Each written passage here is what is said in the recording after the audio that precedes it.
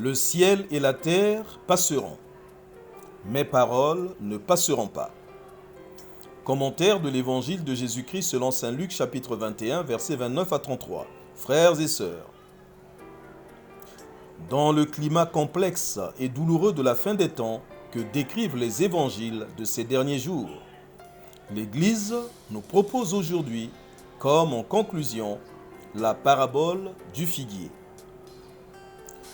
Cette parabole se termine par cette grande parole d'espérance.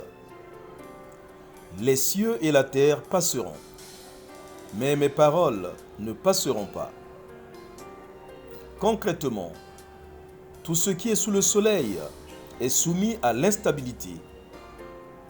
Rien ne peut empêcher l'usure qu'apporte le temps. Des grandes civilisations, comme celle de l'Égypte des pharaons, de la Grèce de Socrate et d'Aristote, de l'Empire romain des Césars, il ne subsiste que quelques ruines et musées d'archéologie. De même, tributaires du même mouvement de l'histoire, les dirigeants passent, les puissants passent, les pauvres passent, les enjeux économiques passent, les résultats technoscientifiques se modifient. Pourtant, la parole de Dieu traverse les générations. Elle demeure d'âge en âge. Elle est la même parce que cette parole est Dieu. Dès lors, pour être stable, pour ne pas être victime de ces contingences, il est important de s'enraciner en Dieu. À travers sa parole qui ne passe pas, parole éternelle et donc stable. En recevant le stable, l'impérissable, l'éternel, nous sommes stabilisés, incorrompus et perpétuels en Dieu. Quelle résolution!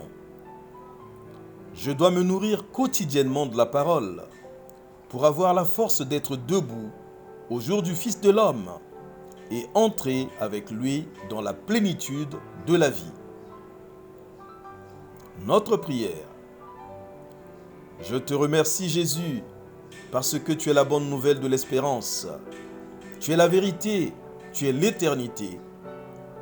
Je voudrais te connaître davantage, t'aimer de plus en plus et, en tant que disciple, te porter aux autres.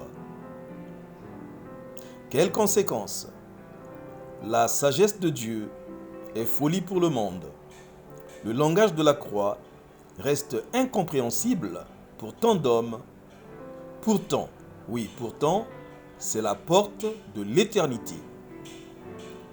Pluie de bénédictions, tout pour la gloire de Dieu.